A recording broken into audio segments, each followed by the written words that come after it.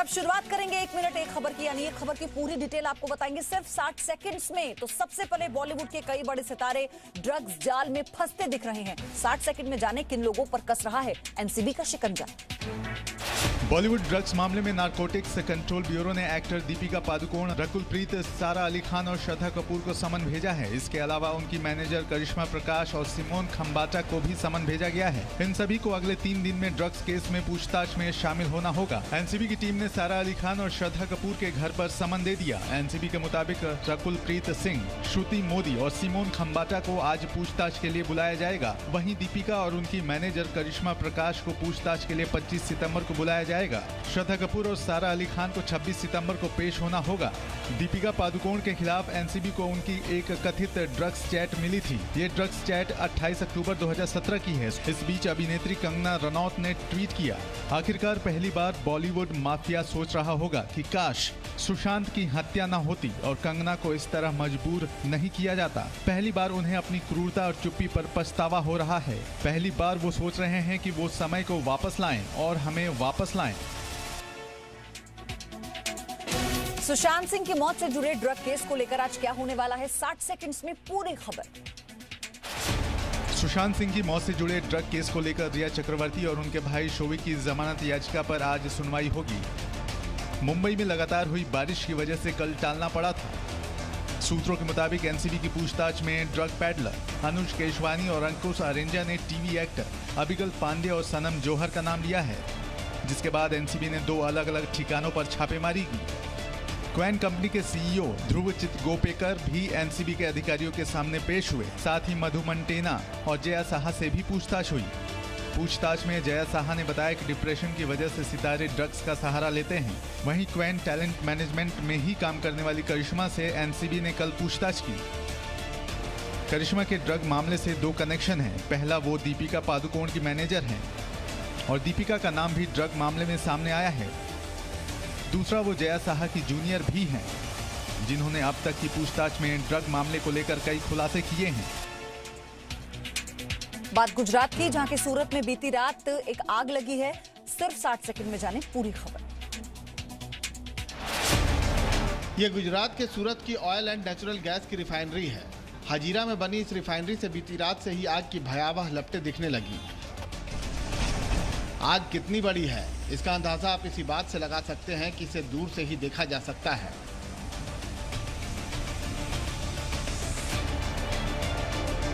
जानकारी के मुताबिक कंपनी की एक गैस पाइपलाइन में ब्लास्ट हुआ और फिर आग भड़क उठी। देखते ही देखते मौके पर फायर ब्रिगेड की गाड़ियां पहुंच गई। कई एम्बुलेंस को भी बुलाया गया। धमाके की वजह से हजीरा और इससे सटे मोरा, इछापोर, पाल और भाटा गांव के लोग बाहर आ गए। आसपास के लोगों को हटा लिया गया है। अभी आग से हुए नुकसान की जानकारी नहीं मिल पाई है।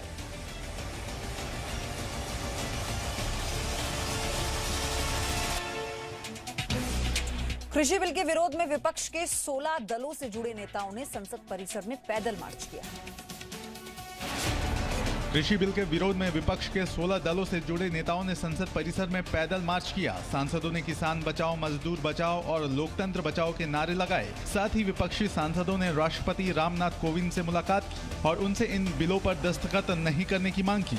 जो कानून बनता है उसमें क्लॉज बाय क्लॉज डिस्कशन पे सबकी अनुमति नहीं ली गई। ये 15, 16, 17 पार्टी रिक्वेस्ट कर रही हैं कि आप इस बिल को स्वीकृति मत दीजिए। लोकसभा में कांग्रेस के नेता अधीर रंजन चौधरी, कांग्रेस सांसद शशि थरूर, डीएमके सांसद कनी मोची समेत विपक्षी दलों के कई सांसदों ने हाथों में बैनर लेकर कृषि बिल और किसान अध्यादेश के खिलाफ नारेबाजी की और प्रदर्शन किया। कोरोना संक्रमण के बढ़ते मामलों के चलते लोकसभा और राज्यसभा की कार्यवाही अनिश्चित काल के लिए स्थगित कर दी गई है। पिछले हफ्ते लोकसभा की बिजनेस एडवाइजरी कमेटी की बैठक में सभी पार्टियों ने सत्र छोटा करने पर सहमति जताई थी।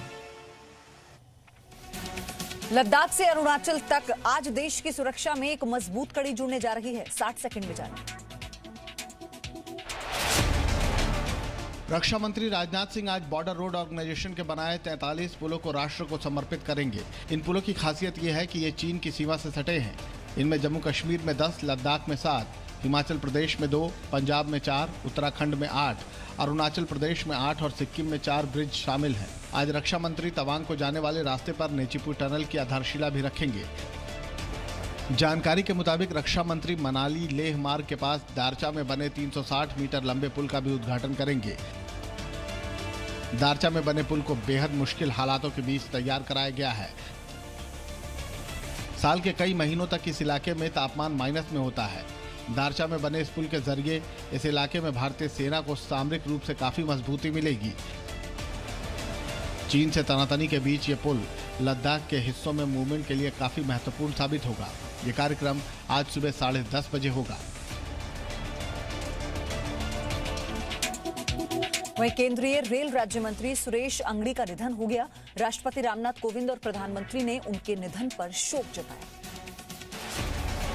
केंद्रीय रेल राज्य मंत्री सुरेश अंगड़ी का निधन हो गया है। वो कोरोना वायरस से संक्रमित थे। हाल ही में उन्हें एम्स में भर्ती करवाया गया था, जहां इलाज के दौरान उनका निधन हो गया। सुरेश अंगड़ी 65 वर्ष के थे। अंगड़ी 4 बार बेलगावी से सांसद रहे। प्रधानमंत्री नरेंद्र मोदी ने केंद्रीय मंत्री के निधन पर शोक जताया है। पीएम ने ट्वीट किया, सुरेश अंगड़ी एक असाधारण कार्यकर्ता थे, जिन्होंने कर्नाटक में पार्टी को मजबूत बनाने के लिए कड़ी मेहनत की। वो एक समर्पित सांसद और प्रभावी मंत्री थे, जो पूरे स्पेक्ट्रम में प्रशंसित थे। उनका निधन दुखद है। इस दुख की घड़ी में मेरी सांत्वना उनके परिवार और दोस्तों के साथ है। ओम शांति। राष्ट्रपति रामनाथ कोविंद ने भी सुरेश अंगड़ी के निधन पर शोक जताया है। राष्ट्रपति ने ट्वीट किया, केंद्रीय मंत्री और वरिष्ठ सांसद सुरेश अंगड़ी के असामयिक निधन के समाचार से स्तब्ध हूँ। ये जनसेवा के क्षेत्र की, विशेष रूप से कर्नाटक के लोगों के लिए एक त्रासद हानि है। केंद्रीय मंत्री ने 11 सितंबर को ट्वीट कर बताया था कि उनका कोरोना टेस्ट पॉजिटिव आया है। वहीं दिल्ली के उप मुख्यमंत्री मनीष सिसोदिया कोरोना पॉजिटिव हो गए हैं। दिल्ली में कोरोना की क्या स्थिति है, आप 60 सेकंड्स में जानिए। दिल्ली के डिप्टी सीएम मनीष सिसोदिया को लोकनायक जयप्रकाश अस्पताल में एडमिट कराया गया है। कल शाम उन्हें बुखार आया था, साथ ही शरीर में ऑक्सीजन की कमी की भी शिकायत मिली। इसके बाद से ही सिसोदिया को अस्पताल में भर्ती कराया गया। मनीष सिसोदिया 14 सितंबर से कोरोना पॉजिटिव हैं।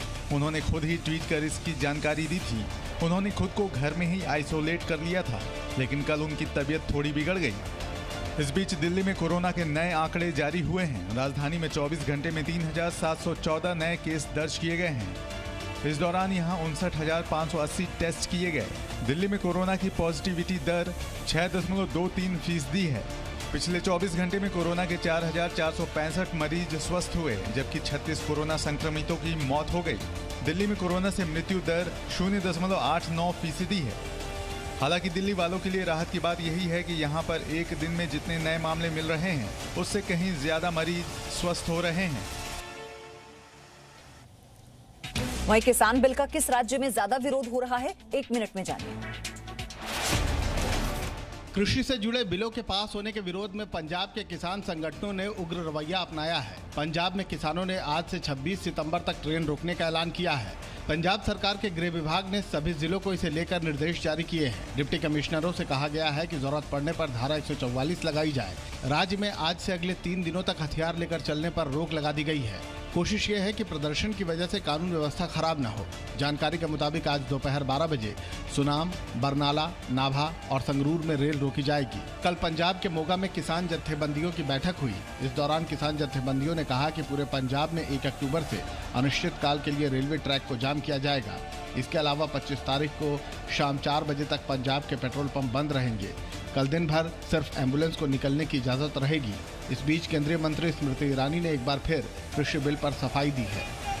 भारत की तिजोरी से सीधा किसान के बैंक के खाते में पैसे ट्रांसफर किया। वहीं मुंबई में तेज बारिश उतनी ही पुरानी बात है जितनी कि मुंबई का अस्तित्व, लेकिन हर बार यहाँ की बारिश बुरा हाल कर देती है। आप देखिए 1 मिनट में मुंबई का हाल क्या है। मुंबई में मंगलवार देर रात शुरू हुई बारिश आज दिन भर परेशानी बढ़ा सकती है। बारिश की वजह से जगह जगह पर जल भराव हो चुका है। मुंबई के निचले इलाके सायन, माटुंगा, किंग सर्कल, दादर में जल भराव होने से लोगों की मुसीबतें बढ़ने लगी हैं। तस्वीरें मुंबई के माटुंगा इलाके से हैं, जहां आपको चारों तरफ पानी ही पानी नजर आ रहा होगा।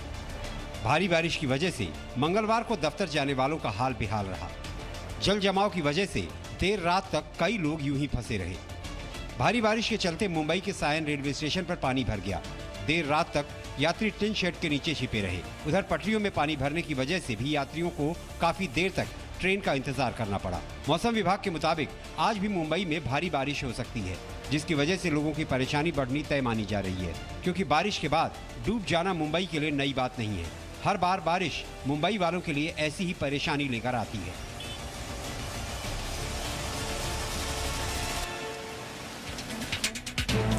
प्रधानमंत्री नरेंद्र मोदी ने कोरोना से ज्यादा प्रभावित राज्यों के मुख्यमंत्रियों से बात की है। क्या कहा उन्होंने, 60 सेकंड में जानिए। देश में कोरोना के बढ़ते मामलों के बीच प्रधानमंत्री नरेंद्र मोदी ने मुख्यमंत्रियों के साथ संवाद किया। इस वर्चुअल मीटिंग के जरिए प्रधानमंत्री ने कोरोना के खिलाफ जंग और उठाए गए कदमों की समीक्षा की। इस अहम बैठक में महाराष्ट्र और उत्तर प्रदेश समेत 7 राज्यों और केंद्र शासित प्रदेशों के मुख्यमंत्रियों और स्वास्थ्य मंत्रियों ने हिस्सा लिया। प्रधानमंत्री नरेंद्र मोदी ने कहा कि लोकल लॉकडाउन कोरोना को रोकने में कितना प्रभावी है, हर राज्य को इसका अवलोकन करना चाहिए। क्या मैं आप सभी आदरणीय मुख्यमंत्री जी से एक सुझाव दे सकता हूं क्या? सभी ब्लॉक लेवल तक अगर सीधी मुख्यमंत्री वर्चुअल कॉन्फ्रेंस करे तो जरूर नीचे बात पहुंचाने में, एक सीरियसनेस लाने में, सिंसियरिटी लाने में बहुत मदद हो सकती है। प्रधानमंत्री ने कहा कि कुछ लोग संक्रमण की गंभीरता को कम आंकने की गलती भी कर रहे हैं, इससे हमें बचना चाहिए। भारत ने मुश्किल समय में भी पूरे विश्व में जीवन रक्षक दवाओं की आपूर्ति सुनिश्चित की है।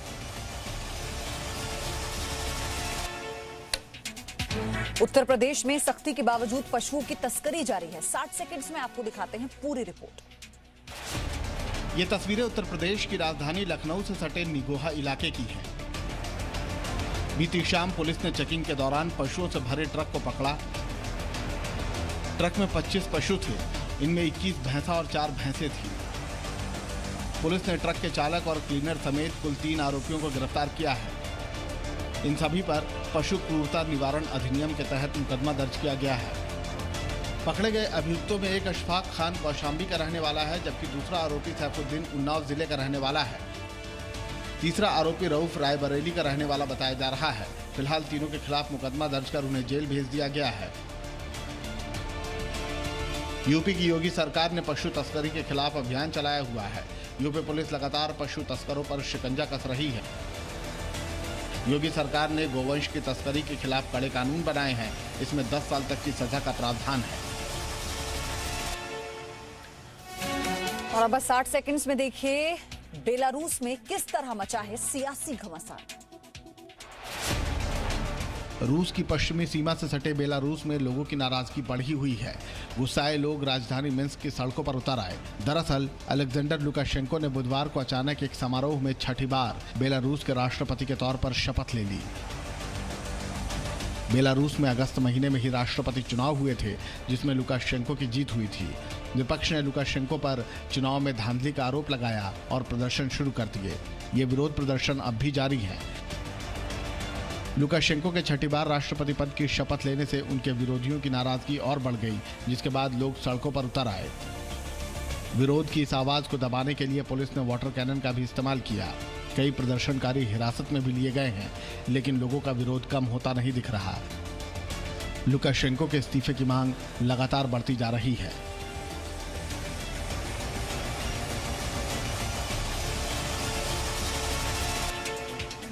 वहीं अमेरिका में भी बाढ़ और आग ने तबाही मचाई हुई है। देखिए तस्वीर।